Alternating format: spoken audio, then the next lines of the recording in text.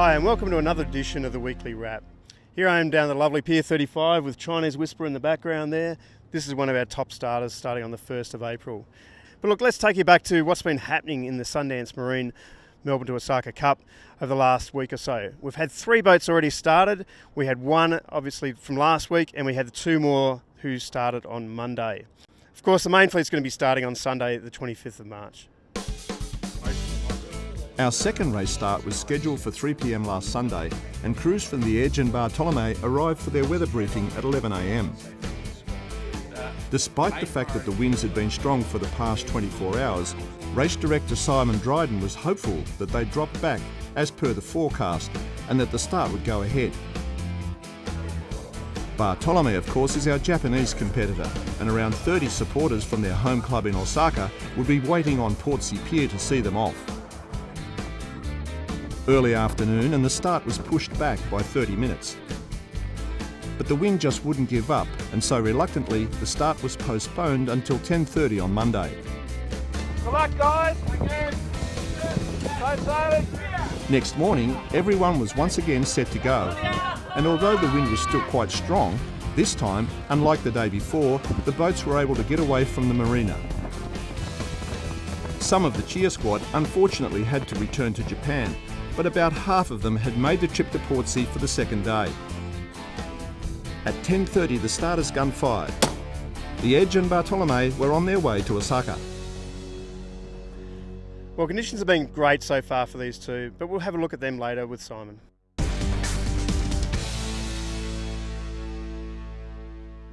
But before the second start, there's a more formal part of the race, where there was a blessing of fleet held at Sandringham Yacht Club.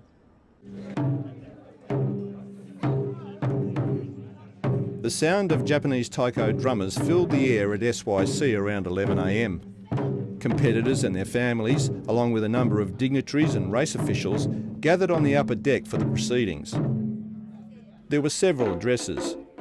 SYC's Vice Commodore, Sandringham Yacht Club is very proud of our involvement with this great race. the Japanese Consul General, Good morning, ohayo gozaimasu, and thank you for inviting me again to the event. a word from our main sponsor Sundance Marine, The organising committee have done an amazing job over a couple of years now to pull this event together, and I think that we can all say the work that they've put in has ensured the success of the event. Then the blessing of the fleet was delivered by the Reverend Graham Disney. Sailors, probably more than any other group, have had a strange collection of beliefs, customs and traditions from many... And a Japanese prayer was offered up, led by Mr. Kondo from OHYC.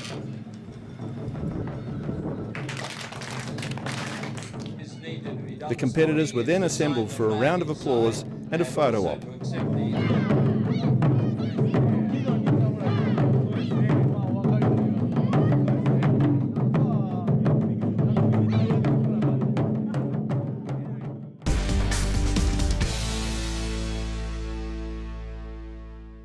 As you probably saw in our extra segment, Bartolome and the Edge did face tough conditions at the start. They were delayed a day. Now Simon's going to take a look now at the progress of the 3 boats, the conditions they've faced, and what the main fleet's looking like for the next start. Thanks, Martin. Here at Race Control, we have had a busy week. It started off with getting everybody prepared, and then we had Morningstar start last Thursday, and what a great job they've been doing. As you can see in the picture here on the tracker, they're up near the Gold Coast. They've covered 990 miles out of their 5,000, so they've done a great job for their first week. Their race started with wind, no wind, too much wind, and wind on the nose. Every sailor's nightmare and every condition you can possibly have it. But Joe and Peter have done a great job. They've been sailing consistently, and when we started the Edge with Kai, Massey, Dave and Paul on the Edge and Bartolome on after a delayed start on Monday, we thought they might catch up to Morningstar quite quickly. But Morningstar has been able to keep a 300-mile lead from those guys all week, and so a great job, Joe and Peter. So we'll pop over to the weather now here, and here's the little chart. And as you know that we've got Bartolome and the Edge in the Sydney and Newcastle area, and we have Morningstar with Pete and Joe up near the Brisbane here. So I'm just going to play the wind over the next few days and point out a few features. The big thing to notice is the wind turns northerly here in both models for the Edge and Bartolome, and the beautiful thing is the reaching conditions continue up for Joe, and you can see these northerlies start to get quite strong Sunday and Monday, so they'll be in quite strong northerlies, and then they have this light patch that they have to negotiate. And you can see as we go, Pete, in looking at both models, will be reaching running in good pressure. So if you were backing a boat, I would say that it looks like Morningstar are really going to stretch their lead this week. Well, as you can see, the weather is going to play a big part in the next start, and here's your list of competitors starting this Sunday.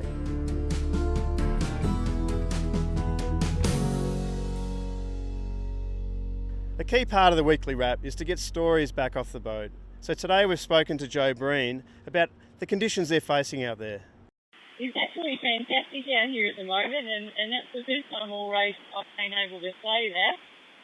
We're finally getting some champagne sailing conditions that we've been waiting for.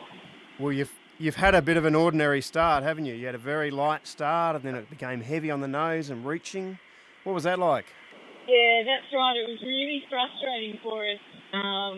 Basically just giving away time with the very light winds at the start. And then when we did get winds, it was big. We had this knocked out there at one stage. How's the boat handling it, Joe? The Morningstar, how's it going with it? Morningstar's hanging in there pretty well.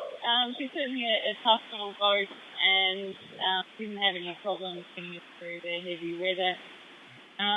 There are a few little wear and tear issues that we're keeping on top of, and all in all, the boat's holding up really well.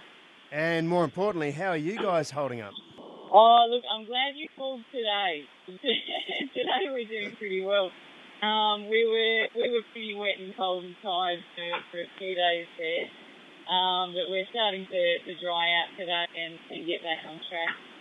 That's good, and it's obviously your strategy's paying off. We've been watching the tracker and seeing you guys pulling out a bit of distance, which must be very pleasing.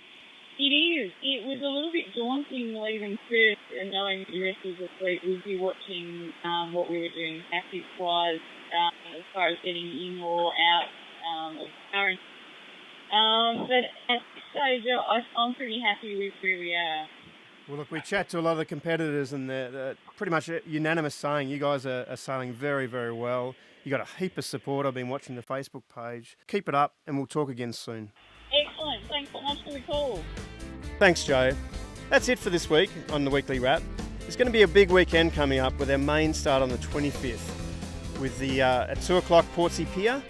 And also an hour later, we have our virtual race starting. So for those at home that want to follow that, get onto that. We've got our tracker, we've got our Facebook, and of course, we've got next week's Weekly Wrap. We'll see you then.